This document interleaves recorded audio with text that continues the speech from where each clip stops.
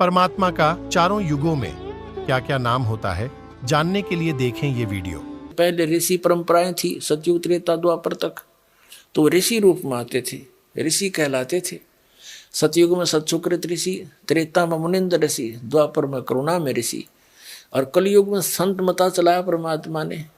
तो कलयुग में कबीर संत, कबीर जी को कवि भी कहा करते थे। ऋग्वेद मंडल नंबर 9 सूक्त नंबर 96 96 के मंत्र 16 से 20 तक की समस्या हल कर रखी है, स्पष्ट कर रखा है कि हे परमात्मा, आप अपना गुप्त जो नाम है रहस्य वाला वो बताओ। तो 17वें श्लोक में बताया है कि वो कबीर देव है उसका नाम, और कवियों की तरह आचरण करता है।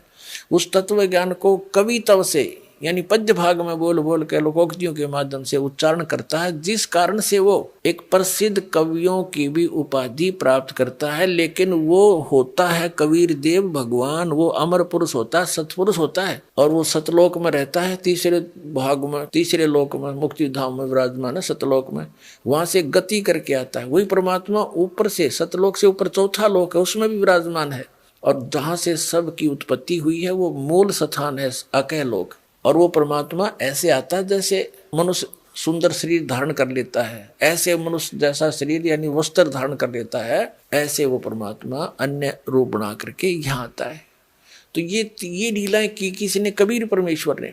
अब जैसे कलयुग के अंदर उस एक महात्मा रूप बनाकर, संत रूप बनाकर आए जिंदा महात्मा का, तो किन किन को मिले? आदरणीय धर्मदास साहिब जी को मथुरा में जिंदा रूप में, जिंदा वेश में, साधु के वेश में।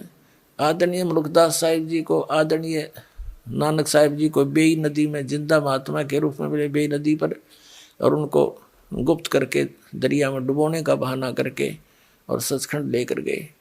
आदरणीय दादू साहिब जी को, आदरणीय गरीबदास साहिब जी गांव छुरानी जिला झज्जर वाले को, आदरणीय गीसादास साहिब जी को गांव खेखड़ा जिला मेरठ उत्तर प्रदेश वाले को।